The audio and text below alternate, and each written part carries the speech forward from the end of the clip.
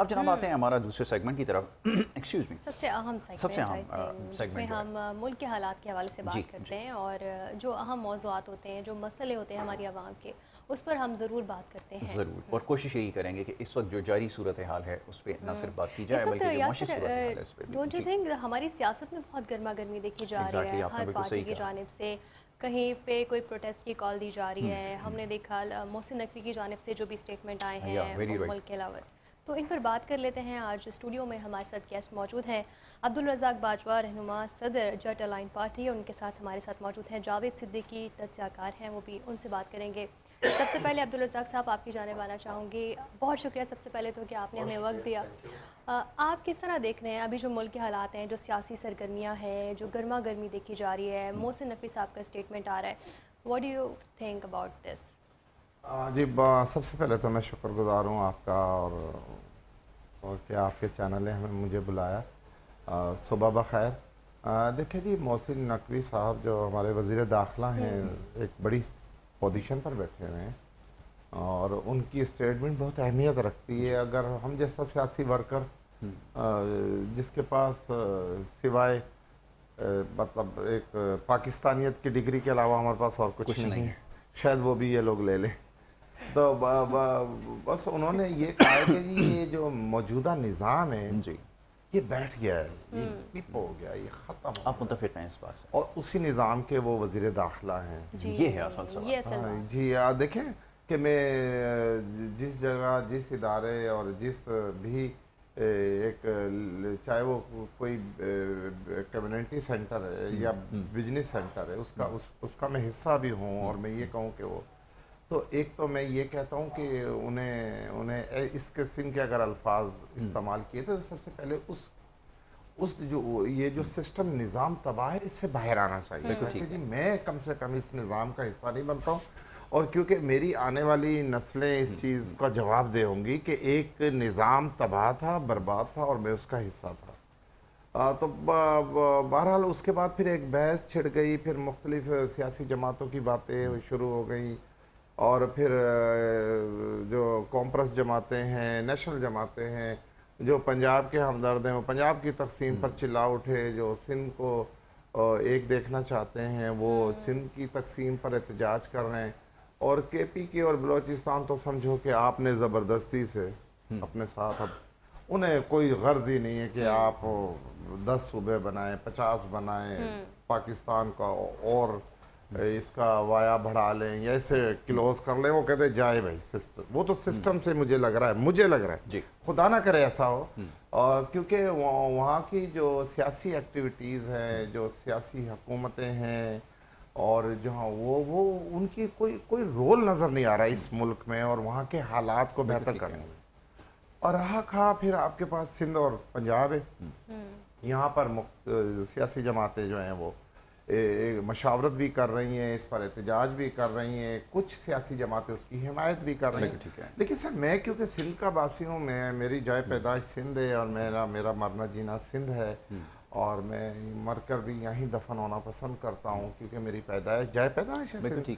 सिंध से हमें भी बहुत प्यार है, पाकिस्तान से भी हमें बहुत प्यार है और मैं ये समझता हूँ कि मैं अगर सिंध की हदूद को छेड़ा गया तो खुदा ना करे मेरे मुंह में खाक, क्योंकि मैं एक कम्युनिटी का सरबराह भी हूँ और मेरा सिंध में मेरा ख्याल है कि आप को कोई जो तालका, कोई ज़िला, कोई डिवीज़न मुझसे आप पूछ सकते हैं और आपको उसके बारे में बता। इसके लिए अवामी राय का होना ज़रूरी है, कोई रेफरेंडम इसका मसला हल कर सकता है? नहीं सर, रेफरेंडम से भी देखें आप आवाम को उसके बदले में आप क्या दे रहे हैं, ये सवाल है। देखिए अब मैं सिंध की बात कर रहा हूँ क्योंकि मैं सिंध एक 10 सेकंड लूँगा मैं आपसे। जरूर। देखिए सिंध में हमारे लाखों कम्युनिटी जट बिरादरी और पंजाबी बिरादरी मौजूद है। सिंध में लाखों उर्दू बोलने वाले मौजूद हैं।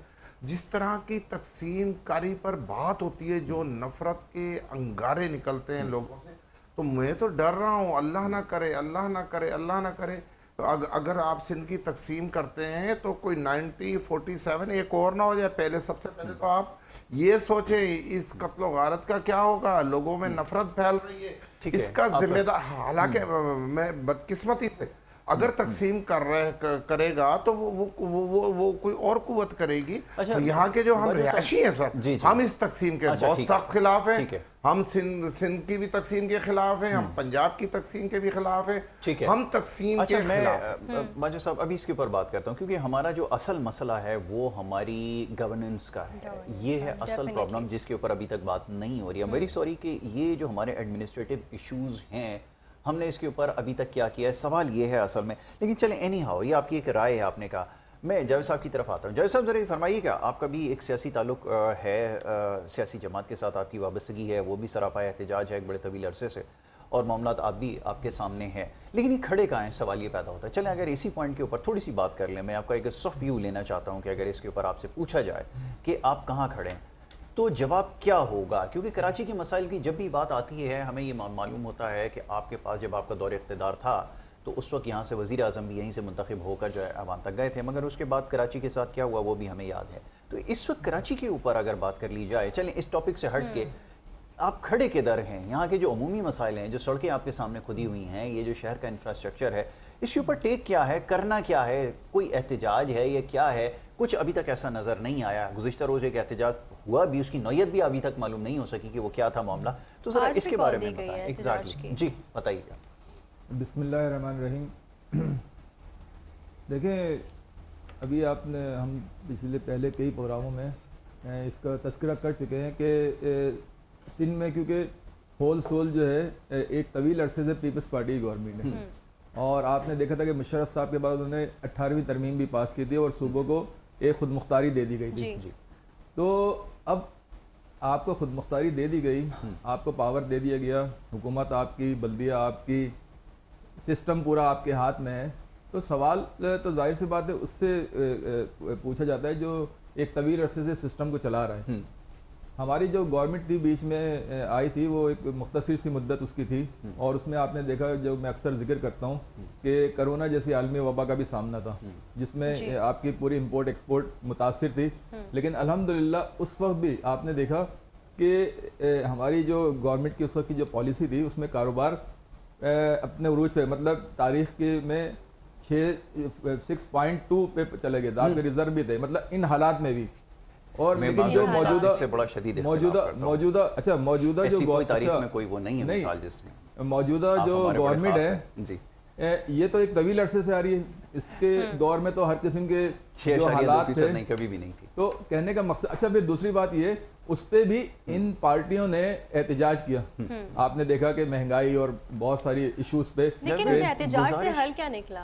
जी, गुजारिश सिर्फ ये, एक तो ये अच्छा नहीं, मैं थोड़ा सा ये के बाद में जिसमें नंबर आदाद शुमार दुरुस्त नहीं है, very sorry, with all due respect, हो सकता है सही नहीं है। लेकिन मैं सिर्फ ये जानना चाह रहा हूँ, मैं कराची के हवाले से भी बड़ा स्पेसिफिकली इस वक्त हमारी जो पार्टी का जो, देखिए हमारी जो पार्टी है वो कोई ना लिसानी पार्टी है ना मजहबी पार्टी है, वो एक कौमी पार्टी है। आपने 2008 फरवरी 2024 में जो वोट कास्ट हुए थे, उसमें पठान, पंजाबी, सिंधी, बलोची, उर्दू बोलने वाले तमाम कम्युनिटी ने और तमाम मज़ाहिब के लोगों ने पीटीआई को, तो पीटीआई इस पूरे सिर्फ कराची या सिंध का मसला नहीं है, ये पूरे पाकिस्तान का, पूरे सिस्टम का मसला है। और पीटीआई का जो इस वक्त फोकस है, आप देख रहे हैं कि वो पूरा पाकिस्तान है, वो निज़ाम को चेंज। देखें, आज आप एक जमात उठती है, वो महंगाई के खिलाफ एहतजाज करती है, दूसरी जमात उठती है, वो जनाब रोडों पे और सेवरेज के निज़ाम पे करती है, तीसरी जमात उठती है वो बेरोजगारी की। लेकिन हमारा फर्द वाहिद कोई इशू नहीं है, हमारा पूरा सिस्टम से की तब्दील, क्योंकि ये सिस्टम आप देख रहे हैं 78 साल हो गए मुल्क को आज़ाद हुए जी। और आपने देखा, अब तो खैर कोई ढकी छुपी बात नहीं है कि पाकिस्तान बनने के चंद साल के बाद ही जो कुछ हमारे जो उस वक्त के कायदीन थे, क्या मतलब है कि जिन्होंने पाकिस्तान आज़ाद करवाया था, कि उनके साथ क्या हुआ, कि मतलब कायद आज़म के साथ, उनकी बहन फातिमा जी के साथ, और वो भुट्टो साहब जब बांग्लादेश अलहदा हुआ, जब भाई वो तो हो गया, नहीं करना क्या है? देखें ये निज़ाम जब तक पाकिस्तान, देखें तमाम पार्टियां जो है ना, देखें एक मिसाल है, अगर आप देखें नून लीग को, वो सिर्फ पंजाब से आगे उसकी सोच नहीं है, पीपल्स पार्टी को देखें सिंध से आगे उसकी सोच नहीं है, और जो दूसरे इलाके जो हैं, जो वडेरे, सरदार, जागीरदार, वो सब अपने मफादात की जंग लड़ रहे हैं। लेकिन पीटीआई वाहिद जमात है जो पाकिस्तान की जंग लड़ रही है, किसी मफाद की नहीं। वो चाह रही है कि ये निज़ाम चेंज हो। पाकिस्तान का मफाद किस में पोशीदा है? ऐसे ही अच्छा देखिए, पाकिस्तान का मफाद इसमें पोशीदा है कि सबसे पहले तो आप अपने जो सियासी अमल है, जो अवामी राय उसको फोकियत दे। चंद खानदान और चंद अफराद की जो राय है, अभी तक आप देखें जितनी भी गवर्नमेंटें बन रही है, आ रही है, जा रही है, अब तो खैर कुछ कहने की बात नहीं, अब तो इस मौजूदा गवर्नमेंट ने खुद एतराफ़ कर लिया कि निज़ाम बैठ गया है। अब मसला ये है कि जैसे मोहसिन नकवी साहब ने, तो मोहसिन नकवी साहब जब आए थे, आपको पता है वो क्रिकेट बोर्ड के भी चेयरमैन थे, और अभी भी हैं। और आपने देखा था कि क्रिकेट बोर्ड जब वर्ल्ड कप हुआ था उसके बाद हमारी टीम पहले ही राउंड में आउट हो गई थी। तो होना तो ये चाहिए था कि जो उस वक्त के जिम्मेदार थे उनको इस्तीफा देना चाहिए था। ये बात आपकी सही। लेकिन उन्होंने उस वक्त भी इस्तीफा नहीं दिया, और आज भी वो एतराफ़ तो कर रहे हैं, लेकिन तो हमारा एक छोटी सी गुजारिश में करता चलूँ। अभी मुझे आपकी बात से याद आया कि इस्तीफा, वो हमारे यहाँ वो इखलाकी इक़दार जो है नहीं पाई जाती, इखलाकी जुर्रत हमारे पास नहीं है। एक आपको वाक़या याद दिलाता हूँ, ज़्यादा पुरानी तारीख नहीं है, अब मज़ा आएगा आपको सुन के। रेलवे के एक वज़ीर हुआ करते थे, चाहेंगे तो नाम ले लूँगा, लोगों को समझ में आ जाएगा। तो जैसे ही नई हुकूमत आई जिसका भी आपने तस्करा किया, उसमें उनको वजारत दी गई रेलवे की। उस दौर के अंदर 1 साल के कलील अरसे में 92 से ज़्यादा रेलवे के हादसात हुए। इखलाकी तौर पर उनको इस्तीफा दे देना चाहिए था। बिल्कुल आपके ही वज़ीर थे। अच्छा नहीं, मैं ऐसे ही पूछ रहा हूँ। मैं इसका भी जवाब 92 हादसात के बाद आपकी इस बात का उन्होंने इसका इस्तीफा जवाब तो है दूर की बात, जिस जावेद किस्म की बयानात उन्होंने दिए, जवाब दे रहे हो। मैं सुनना चाहूँगा। आप मेरा ख्याल है शेख रशीद साहब का जिक्र कर रहे हैं। यकीनन मैं उन्हीं का देखें, एक तो ये वो हमारे कोलेशन थे, पार्टी के तो थे नहीं वो। अच्छा, फिर दूसरी बात ये है कि आपने देखा कि जब जवाल आया पीटीआई पे, तो उस वक्त सारे चेहरे आया हो गए। जो स्टेप देखें, ये हमारा एक अलमिया रहा है कि हमारी हर गवर्नमेंट में वो लोग शामिल होते हैं जो, अब जैसे अभी मोहसिन नकवी साहब का जिक्र हो रहा है, लेकिन इनकी पार्टी का जिक्र नहीं हो रहा कि ना नॉन लीग इनको एक्सेप्ट करती है, ना पीपल्स पार्टी करती है, और वो इतनी अहम पोस्ट पे बैठे हुए हैं और जीते हैं। अब आप मुझे बताएं, सिस्टम जो अभी आपने कहा, सिस्टम में ये तब्दीली कि सिस्टम में वो लोग आए जो अवामी नुमाइंदे हैं, वो लोग नहीं आए जो ऊपर से पार्टियों में डाल दिए जाते हैं। ये अलमिया पीपल्स पार्टी के भी साथ है, नॉन लीग के भी साथ है, और पीटीआई के साथ कुछ ज़्यादा इसलिए कि वो अभी तक खड़ी हुई है। क्योंकि बाकी अगर देखा जाए तो सब कंप्रोमाइज हो जाते हैं, बयानात देते हैं, जब उनके ऊपर प्रेशर आता है तो वो अपने बयान चेंज कर लेते हैं और फिर तारीफें शुरू कर देते हैं। तो लेकिन मेरा सवाल अपनी जगह रह गया, मैं कराची के इश्यूज के ऊपर आपका टेक पहले हैं जो अभी तक, वरना तो हम 8 फरवरी 2024 को गवर्नमेंट बना सकते थे, हमारे लिए कोई मसला नहीं था। हम पीपल्स पार्टी की उस वक्त भी ऑफर थी, और अभी भी आप देख रहे हैं कि बिलावल भुट्टो साहब अक्सर बशतर जो बयानात देते हैं उसमें पीटीआई को ऑफर करते हैं कि आप हमारे साथ मिल जाएं। तो हमारे लिए गवर्नमेंट बनाना कोई मसला नहीं था, लेकिन हमारा मकसद गवर्नमेंट बनाना, और जाहिर सी बात है जब हमारी पावर है, हम अकेले गवर्नमेंट बना सकते हैं, तो हम क्यों इश्तराक के साथ बनाएं। हाँ, उसके बाद उसके बाद सादा अक्सरियत है इस वक्त भी। जी बिल्कुल, अगर चाहें तो आप इलेक्शन करवा लें और आपको अंदाजा हो जाएगा। इस बुनियाद पर कह रहे हैं कि आपके पास जो वो सादा अक्सरियत नहीं, ये तो 8 फरवरी 2024 को साबित हो गया था। अगर आप दोबारा करना चाहें, अभी आप देख लें कि जो अभी पूरे पाकिस्तान में हुआ था, तो उसमें आप देख लें अवाम साथ थी तो प्रोटेस्ट हुआ था ना। ठीक है, मतलब वो इंतखाबात सही नहीं थे। बाजवा साहब आप क्या कहेंगे? ये जो अभी तो 8 फरवरी के तो इंतखाब पूरी दुनिया जानती है, इस पे तो पूरी दुनिया से सुन रहे हैं। मगर ये बड़ी अजीब बात है कि पख्तूनख्वा के अंदर जो इंतखाबात हुए थे उसमें सही थे, बाकी रेस्ट ऑफ नहीं। तो आप करें ना। अच्छा, अगर देखें, मसला मैं सिर्फ एक जुमला ही जानना चाह रहा हूं। मसला ये है कि खैबर पख्तूनख्वा में आपने कोशिश की, तो अपनी नॉलेज के लिए पूछ रहा हूं। वो हम अपनी नॉलेज के लिए पूछ रहे हैं, उनको बोलने। खैबर पख्तूनख्वा में उसके बाद आपने कोशिश कर ली कि वहां की हुकूमत को चेंज करने की, लेकिन आप नहीं चेंज। ठीक हो गया, अब उनकी बारी आ गई। हाँ, नहीं, अभी मेरे भाई ने कहा कि सारी जमातें महंगाई पर एहतजाज कर रही हैं, महंगाई पे मेरा तो पॉइंट ये सूबों की तकसीम पर एहतजाज कर रही है, और हम एहतजाज कर रहे हैं खान साहब की रिहाई के लिए। नहीं, यानी इनके सामने कोई अवामी मसाइल नहीं है, मुल्क में कोई बेरोज़गारी नहीं है, कोई मुल्क में इंतशार नहीं है, सब ज़बरदस्त सब्जा चल रहा है, ग्रीनली है, और हम लगे हुए हैं। क्योंकि कोई एहतजाज नहीं है तो हम खान साहब की रिहाई के लिए कर लें 1 साल के बाद एक एहतजाज। चलें, ठीक है, इनकी जमात है, ये जाने और इनका काम जाने। मेरी अर्ज ये है कि देखें, सियासी अभी जो तहरीक इंसाफ फिलफोर अभी जो इनकी स्टेटमेंटें आ रही हैं, ये सूबों की तकसीम में ये वो वफाकी हुकूमत का, मौजूदा हुकूमत का हिस्सा बनने जा रहे हैं। ये खामोशी जी ये जाहिर करती है। और वजीर दाखिला साहब अंदर जा भी रहे हैं, मुलाकातें भी हो अच्छा। रही है, कि चाय वाय भी पी रहे हैं, ये कि सुकून से बैठकर, और इनकी पार्टी के स्टेटमेंट मौजूद है कि जी सूबों की तकसीम में हम वफाक का साथ देंगे, हमें कोई एतराज नहीं है।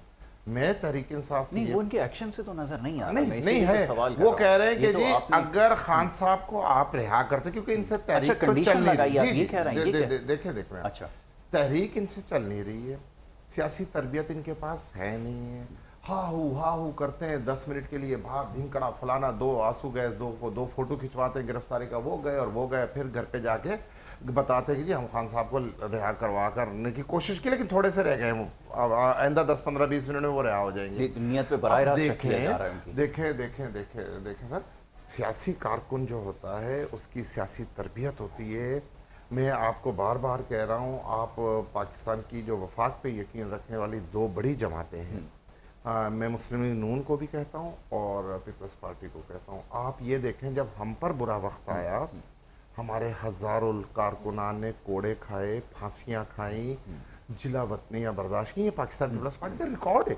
हमारे लोगों ने शहीद जुल्फ़िकार अली भुट्टो की रिहाई के लिए लाहौर में भाटी दरवाजा गेट पर उन्होंने तेल डालकर अपने आप को आग लगाई।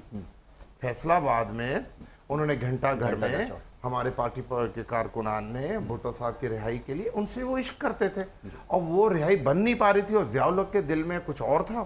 तो जब कारकुनों ने शिद्दत जज्बात देखा तो उन्होंने अपने आप को खुदकशी की, ये रिकॉर्ड पर बात है।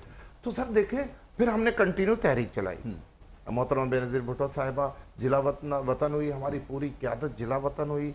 हम मोहतरमा बेनज़ीर भुट्टो ने लंदन से क़यादत की, अमेरिका से, जहाँ भी जिस भी मुल्क में वो थी उस वक्त, उन्होंने क़यादत की, MRD तश्कील दी, फिर ARD तश्कील दी। तो नवाबजादा जी देखिए, अगर बेनज़ीर साहब और पीपल्स पार्टी को किसी भी तारीख से आप निकाल दें तो उसमें बचता क्या है?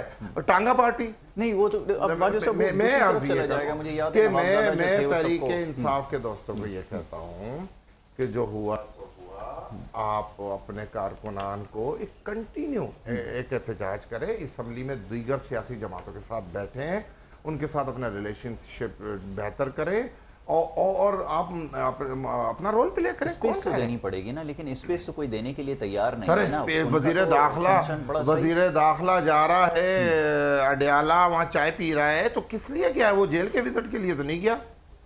हो सकता है, नहीं हो नहीं सकता। थोड़ा सा आप इनकी स्टेटमेंट है, इनकी पूरी जो शायद अभी स्टेटमेंट तो यहाँ कॉन्ट्रडिक्ट करती है ना। मतलब एक शख्स अगर स्टेटमेंट कोई दे भी दे तो पार्टी तो सपोर्ट नहीं करेगी ना। जो इनके गौहर अली साहब जो हैं प्रेसिडेंट हैं, शायद अभी पता नहीं है, क्योंकि अब प्रेसिडेंट भी इतने सारे हैं, कुछ समझ में नहीं आ रही कौन क्या है। तो अब मैं तो नाम भी भूल भाल गया हूँ कि कौन था। अब वो उनकी स्टेटमेंट आज के अखबार में, मैं सुबह अखबार पढ़ता हूँ, मैं सियासी कारकुन हूँ, जब तक अखबार ना पढ़ूँ मुझे चैन नहीं आता। मैंने सुबह पढ़ा उनका स्टेटमेंट, सुबह की तकसीम में हम नून लीग के साथ हैं। तो भाई झगड़ा तो आपका नून लीग का, पीपल्स पार्टी ने तो खान साहब को नहीं पकड़ा, पीपल्स पार्टी ने तो खान साहब को जेल में नहीं डाला। हम तो कहते हैं खान साहब को रिहा किया जाए, उन्हें आज़ादाना सियासत करने दी जाए। हम खुदा ना करें, हमारी तरफ से कोई उस पर, लेकिन मैं ये कह रहा हूँ कि आप जब आपका कोई अपना ज़ाती मफादात होता है तो आप सबके साथ बैठ जाते हैं, इसराइल के साथ भी बैठ जाते हैं, आप पता नहीं किसके, लेकिन जब कोई मुल्की मामलात आते हैं तो आप फिर मफाद पिछड़ जाते हैं। ये कहना चाह रहे हैं आप। अब मैं जावेद साहब को पूरा मौका देता हूँ। मेरे ख्याल में इस पे तो हमारा कोई मजीद सवाल कर नहीं सकते, इतने सारे सवाल उन्होंने कर दिए। मसला ये कि बाजवा साहब माशाल्लाह ऐसे सियासी कारकुन ज़ीरक सियासत जो जिसमें गलत बयानी के बड़ा अंसर पाया जाता है। अंसर पाया जाता है। और सबसे बड़ी बात तो ये है कि जो इन्होंने इसराइल का जिक्र किया, तो मेरा ख्याल से अब किसी से ढका छुपा नहीं है कि देखें खास साहब। अच्छा, मैं एक बात कहना चाहूँगा सर, एक जुमला मुझे कहने दीजिए। अभी जैसे हमारी ये गुफ्तगू हो रही है ना, इस दौरान हमने एक चीज़ नोट की है कि देखिए ये आपस में जो सियासी कारकुनान होते हैं हमारा हाँ। या सियासी जो रहनुमा होते हैं इस तरह की गुफ्तगू करते हैं। अमूमन सुबह के वक्त जो है वो हमारी कोशिश होती है कि सियासी जो भरपूर हार्डकोर इश्यूज हैं उसके ऊपर नामो किया जाए, बट यहाँ जरूरी ये है कि ये नहीं, मैं एक छोटा सा बात का थोड़ा सा जवाब दे रहा था। मैं अब आपको देखिए इन्होंने जिक्र किया था ना, इन्होंने अब आपको क्योंकि इनके पास कहने के लिए कुछ नहीं है, तो ये जो हवाई बात एक सवाल मैं भी छोड़ दूंगा। पहले सूबे की सिंध की तकसीम में मैं कर रहा हूँ, मैं बात कर रहा हूँ, आप खामोश, मुझसे सवाल किया मैं करूँगा। आपकी बारी है जी। अच्छा देखें, जो ये सूबों का जो सिलसिला चल रहा है ये तो बहुत पहले हो जाना चाहिए था, क्योंकि ये जो मौजूदा सूबे, मैं भी पहले भी कह चुका हूँ कि ये मौजूदा जो सूबे उस वक्त के हैं जब इस वक्त इधर की आबादी में 4 करोड़ थी और अब 25 करोड़, ये तो बहुत पहले हो जाना चाहिए। सूबे की ना, सूबे या यूनिट जो भी है। देखें उससे नुकसान क्या हुआ, उससे नुकसान ये हुआ कि मुस्तकिल पीपल्स पार्टी की गवर्नमेंट कराची में रही, सही है, इनका चीफ मिनिस्टर रहा। आज आप कराची का हाल देख लें, मतलब वो शहर जो रेवेन्यू देने वाला शहर था, जो पूरे पाकिस्तान को रोजगार भी दे रहा था, टैक्स भी दे रहा था, सब कुछ कर रहा था। अब आप अगर इतने अहल अभी भी हैं, मतलब अभी भी है, सही है ना, लेकिन आप अभी जैसे मैं आ रहा था, आपने देखा कि यानी आधे घंटे का जो सफर है वो 1.5 घंटे में हो रहा है, सही है। अच्छा फिर रोडों की टूट फूट से आप देखें गाड़ियों की मेंटेनेंस बढ़ जाती है, वैसे तो हमने साइकिल वाली एम्बुलेंस बना ली है। फिर दूसरी बात देखें एम एच जिन्ना रोड जो किसी जमाने में मरकजी शाहराह होती थी और वहाँ कारोबारी सारे तबके थे जो पूरे पाकिस्तान के टॉप क्लास कारोबारी थे, आज वो एम ए जिन्ना रोड जो है एक गली की मानंद हो गई है। तो आप इनकी सलाहियतें माशाल्लाह, हमारे बाजवा साहब ने जो बात की है कि उस शहर को जिसको इस वक्त जन्नत होना चाहिए था रेवेन्यू के हिसाब से, उस शहर को आपने खंडर बना दिया। अब उसके बाद भी अगर आप ये है कि नहीं जी ये जिस तरह चल रहा है निज़ाम इसी तरह चलने था, इसका मतलब है कि आप ना पाकिस्तान से मुखलिस हैं, ना पाकिस्तानी अवाम से मुखलिस है, ना सिंध से मुखलिस है, ना सिंध की अवाम से मुखलिस है। आप सिर्फ देखें, आपको याद होगा कि मुशर्रफ साहब के दौर में एक लिस्ट आई थी 72 अफराद की और उनको एनआरओ मिला था। अगर मुशर्रफ साहब उस वक्त वो गलती नहीं करते और उस वक्त अगर ये सजाएं उनको दे दी जाती तो आज पाकिस्तान की ये हाल नहीं होती। एक चीज का इजाफा कर दूं इसमें, सियासी नौयत के जो मुकदमात हैं ना इसमें बड़ी गलतफहमी पाई जाती है। मैं मुख्तसर आपको एक चीज बता देता हूं, जो ये एनआरओ था, देखिए इसको ये तशबीह दी जाती है कि मुकम्मल इम्यूनिटी दे देना या एमनेस्टी का ऐलान कर देना, वो एमनेस्टी नहीं थी। इस जनरेशन को मैं बता देता हूँ सिर्फ अपनी उसके लिए तारीख जो है ना दुरुस्त हो जाए। एनआरओ का मकसद ये था कि वो जो सियासी मुकदमात बनाए गए थे, आपको याद होगा पाकिस्तान पीपल्स पार्टी उसके खिलाफ नून लीग के खिलाफ बनाती थी, नून लीग इनके खिलाफ बनाती थी, वो एक सिलसिला चला आया, जैसे आपको पता है नासिर शॉन वाला मामला और ये सारा आया। तो उसमें बहुत सारे मुकदमात दीगर जमातों के खिलाफ भी बनाए गए, एमक्यूएम भी शामिल थी, जमात के भी लोग थे और भी छोटी पार्टीज थी जो इसमें शामिल थी। फैसला ये किया गया था कि उसको स्क्रूटनाइज कर लिया जाए, जो वाकई सियासी नौयत के मुकदमात हैं। एक छोटी सी मिसाल और दे दूं, फिर आप अपनी बात कीजिएगा कि फारूक सत्तार एक रहनुमा एमक्यूएम के, उनके ऊपर बैक वक्त एक ही टाइम के ऊपर 2 FIR थी, जिसमें एक नाज़िमाबाद के अंदर बस जलाने का कोई मुकदमा बनाया गया था और उसी वक्त उसके 1.5 मिनट के फ़र्क से जो FIR दर्ज थी उसमें लांडी के ऊपर कोई एक था इंसिडेंट, उसके ऊपर उनकी FIR थी। तो स्क्रूटनी के बाद ये पता चला कि ये ह्यूमनली पॉसिबल नहीं है कि 1 मिनट के कलील अरसे में एक शख्स 2 जगह पर वो कर सके। समझाने का मकसद ये है कि स्क्रूटनाइज करने को एनआरओ कहा गया था, उसके अंदर जो सीरियस नौयत के जो क्राइम्स है, फाइनेंशियल क्राइम्स है और दीगर क्राइम्स है, उसमें कोई इम्यूनिटी नहीं थी। अब आप अपनी बात जारी रखें। अच्छा, अभी जैसे आपने फारूक सत्तार साहब का जिक्र किया, नहीं मैं सिर्फ केस का सिर्फ ये for the sake of reference में दे रहा हूं क्योंकि मेरा काम है दलील देना। दे रहा हूं उसकी। तो आपने देखा कि 9 मई में भी यही तरीके इस वारदात इस्तेमाल की गई कि एक शख्स को कई जगह जाहिर किया गया और कई जगह उसकी FIR करी। ये प्रैक्टिस एक पुरानी प्रैक्टिस है। नहीं तो वो एनआरओ का पर्पस मैं बता रहा था। नहीं सर, मैं एनआरओ की मैं एक बात कर रहा हूँ कि आपकी बात बिल्कुल सही है कि कुछ लोग हो सकता है, जाहिर सी बात है हम लोग सियासी मुकदमात भी बनाते हैं, ये भी है, लेकिन आपने देखा था कि जब PTI की गवर्नमेंट आई थी तो उसने नैब को फ्री हैंड दे दिया था। नैब का इदारा कोई PTI के दौर में नहीं हुआ था, वो मुशर्रफ साहब के दौर से काम कर रहा था, सही है। और जावेद इकबाल साहब थे उस वक्त शायद जावेद, और उन्होंने कहा था कि जो भी है आप तहकीकात करें। अब आप देखें कि एनआरओ नैब का जो सिलसिला चल रहा था कि आपने देखा कि जनाब आपने 1 करोड़ रुपए लिए तो 50 लाख रुपए दे दें, उसके बाद फ्री बार्गेनिंग, एक तो यही चीज़ गलत थी। अच्छा, आप जो कह रहे थे कि जो तहकीकात हो रही थी, देखें पाकिस्तानी हिसाब से तो अगर आप देखें, चले ठीक है, एक दूसरे पे इल्जाम लगते हैं, लेकिन अगर आप नहीं आ रहा उनके सवाल का, मेरा सवाल कोई नहीं है इसमें। सुन ले उनके हम चाहते हैं सवाल के जवाब आप। मैं बता रहा हूँ, वही बता रहा हूँ आगे जी।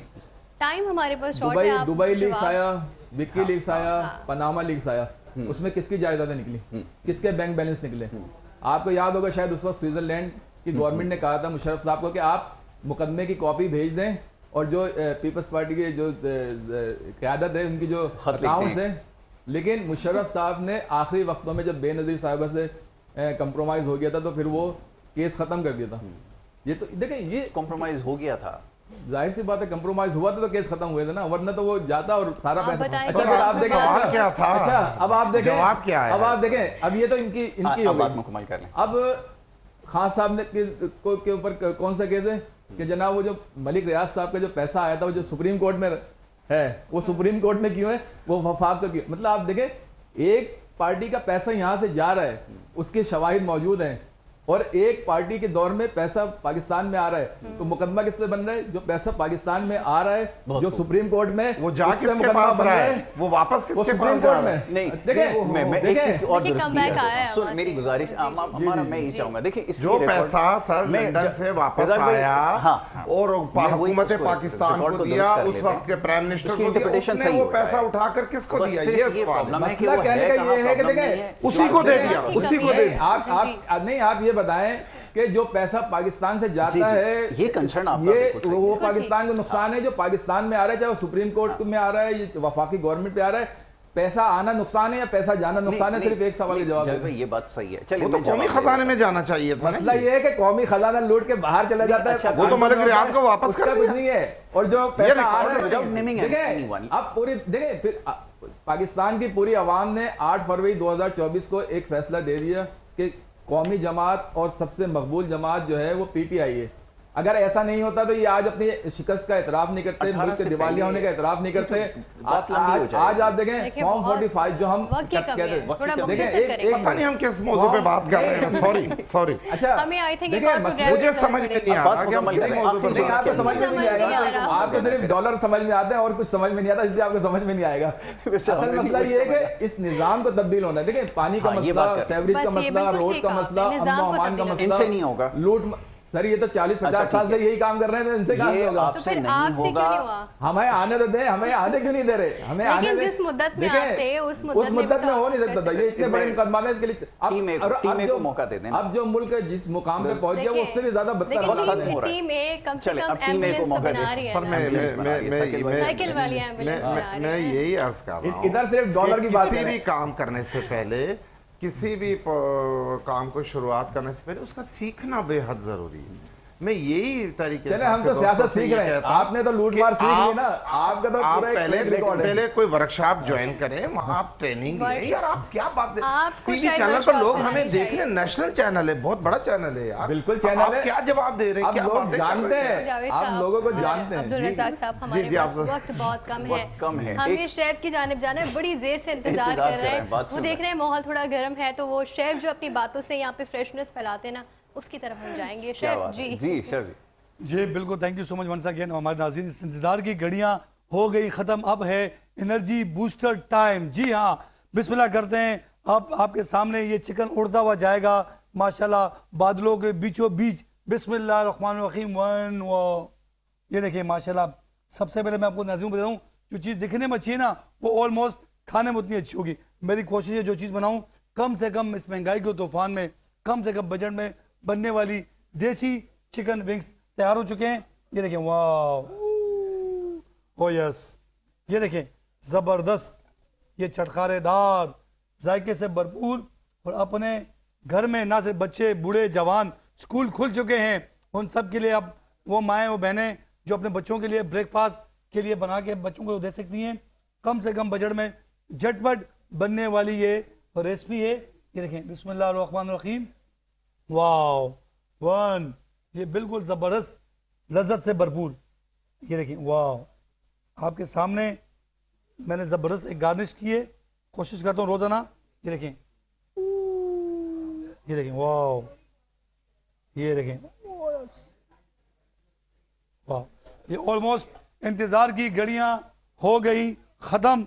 अब हम मैजिक शो टाइम इंतज़ार करते हैं हमेशा की तरह। ये देखें, वाह, ओ यस, जी हाँ, आपके सामने ये मैंने गार्निश कर लिए और अब मैजिक शो टाइम स्टार्ट होने लगा है। वो नाजरीन जो बेसब्री से इंतज़ार कर रहे हैं, जो ऑडियंस हमें देख रही है हमारे इस वेकअप मॉर्निंग शो को, पाकिस्तान को, अब बिस्मिल्लाह करते हैं और स्टार्ट करते हैं। देसी चिकन मिक्स रेडी हो चुका है। वाह वाह, हमेशा की तरह कहते हैं छोटा खाएगा बड़ा हो जाएगा, बूढ़ा खाएगा जवान हो जाएगा, देखते ही देखते भागता हुआ घर को चला जाएगा। मैं कहता हूँ आज की रेसिपी लाजमी घर में ट्राई करें, कभी के लिए यहाँ कभी वहाँ। वाह वाह, ओ यस, जी हाँ नाजरीन, उम्मीद करता हूँ आज का यह वीकेंड फ्राइडे आपको बहुत ज़्यादा इंजॉय किया होगा। हमारे बड़े मोज़ेज़ गेस्ट भी आए, उन्होंने बड़ी अच्छी बातें की, और साथ ही साथ हमारे यासिर भाई आप क्या कहते हैं? जी हाँ, ये मैं क्या thank you so much. Studio में बैठा हुआ हर शख्स सिवाय हमारा के जवान होना चाहता है, इंक्लूडिंग माई सेल्फ। हमारे मेहमान कह रहे हैं हम भी जवान होना चाहते हैं। क्यों कहा है उन्होंने? उनका रीजन भी जान ले कि वो जवान किस्म का जो मुर्गा है इसको ये खिलाई दें आज आप, ताकि ये भी जवान हो जाए। लेकिन मैं नहीं चाहता कि भागते हुए घर जाएं, ये इत्मीनान से घर जाएं, लेकिन सोचे मुल्क के हवाले से। जी लास्टली बाजो साहब, अब आखिरी जुमला सिर्फ आपसे मैं एक और चाहूँगा। सूरत हाल बहुत ज़्यादा पेचीदा हो गई है।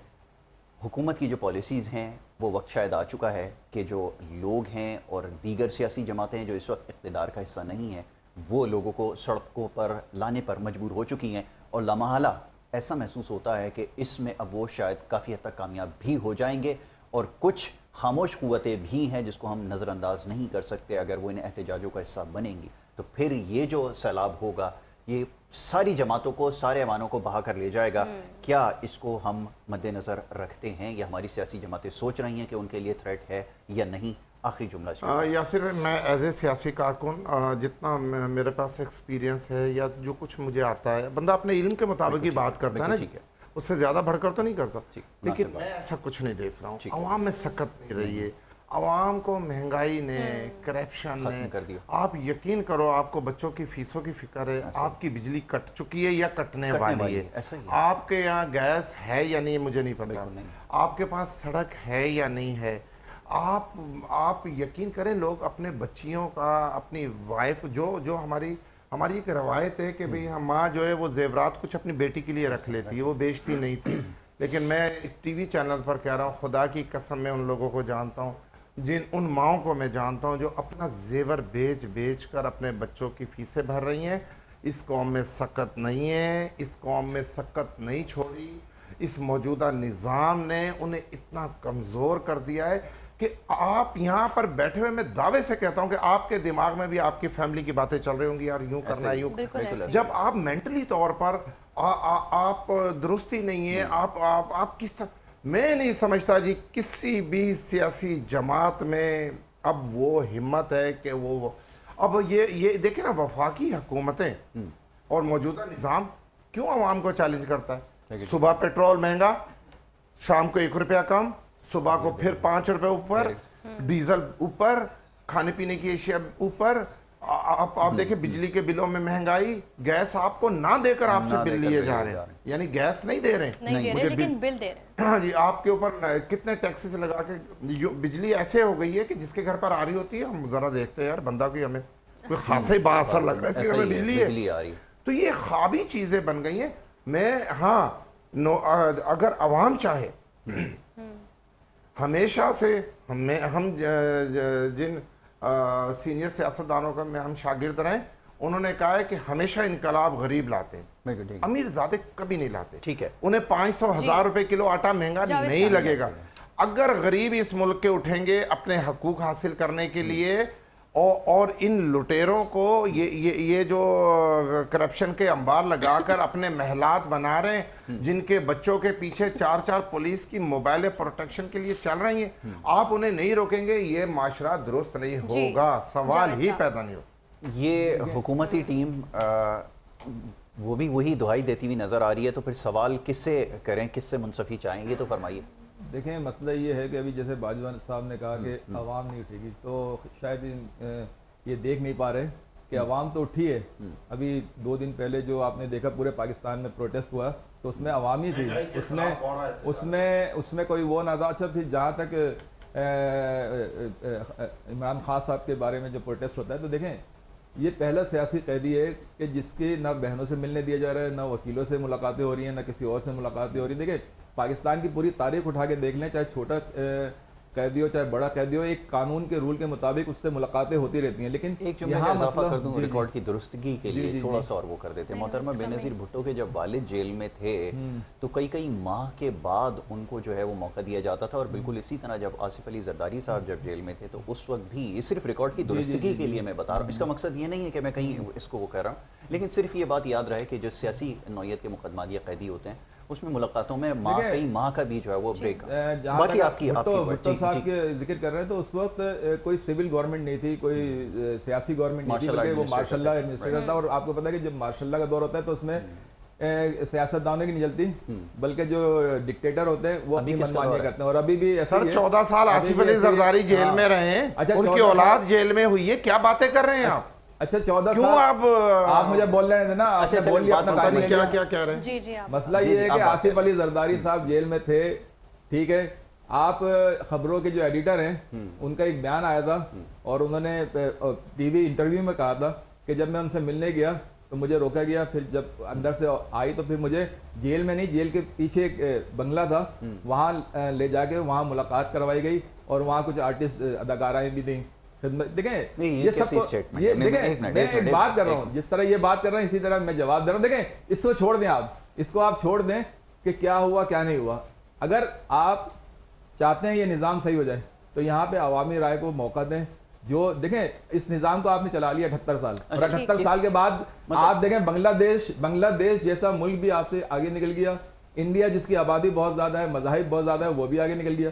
हम अक्सर और बेशतर हमारे जो सियासतदान है वो कभी आबादी का तस्करा करते हैं कि जी आबादी की वजह हो गया, और फिर इस गवर्नमेंट ने तो एतराफ़ कर लिया कि हम फ्लॉप हो चुके हैं। जब फ्लॉप हो गए हैं तो फिर आप खत्म हो गया, आप उसको चांस दें जो मुल्क को आगे। देखिए अब मुल्क को उठाना इतना आसान नहीं है, लेकिन फिर भी ठीक है, जो उम्मीद है, देखिए इस वक्त पूरे कौम की उम्मीद अगर आप देखें तो एक ही शख्स है और वो है इमरान खान, वो पीटीआई। ठीक है, अगर वो नहीं कर सकता तो कम से कम इससे तो thank you so very much. India का गाना, thank you so very much, बहुत शुक्रिया। शुरू तेरे नाम पे खत्म। चलें, बहुत शुक्रिया दोनों मोअज़्ज़िज़ मेहमानों को, जावेद सिद्दीकी, अब्दुल रज़ाक साहब, बहुत शुक्रिया जावेद साहब। अब चंद गुजारिशात कर दीजिए हमारा जरा पहले तो शहर में एहतजाज के हवाले से। शहर में आज एहतजाज की कॉल है और आपने जो है ट्रैफिक का ख्याल रखना है। जिन रूट्स पर बताया जा रहा है कि प्रोटेस्ट हो सकता है वहाँ से रूट्स आप इस्तेमाल ना किए, उसके अल्टरनेटिव रूट्स आप इस्तेमाल कीजिए, क्योंकि जिस तरह यहाँ से 2 दिन पहले ट्रैफिक में हम सब फंसे हैं, इंक्लूडिंग मी, यू, ऑल हमारे और भी कोलीग्स फंसे हैं जो हमारे प्रोग्राम्स तक भी नहीं पहुँच पाए, बुलेटिन नहीं कर पाए। तो मैं यही कहना चाहूँगी कि हमारे जो देखने वाले हैं वो इस चीज़ का ख्याल रखें कि ट्रैफिक में जो है वो ना फंसें और जो उसके मुतबादिल रूट्स हैं उसका इस्तेमाल करें। बिल्कुल ठीक है। लास्टली एक और चीज़ का इजाफा कर दें, स्क्रीन के ऊपर नंबर आपके सामने चलाए जाते हैं, ये हमारे नंबर्स हैं जिनके ऊपर आप हमसे रब्ता कर सकते हैं। इसके अलावा सोशल मीडिया के सारे अकाउंट्स के जो हैंडल्स हैं नीचे आपको दिए गए हैं, इनको आप ज़रूर जाके फॉलो कर लें। और अगर हमारे किचन का हिस्सा बनना चाहते हैं तो भी इस नंबर पर बिल्कुल नंबर्स पर आप रब्ता कर सकते हैं। प्रोग्राम का यहाँ वक्त ख़त्म हो चुका है, मुझे यासिर और हमारी टीम को इजाज़त दीजिए। कल फिर मंडे को हाजिर होंगे, बल्कि इंशाल्लाह मंडे को दोबारा से हाजिर होंगे इसी प्रोग्राम के साथ। अपना रखिए बहुत सारा ख्याल। अल्लाह हाफ़िज़।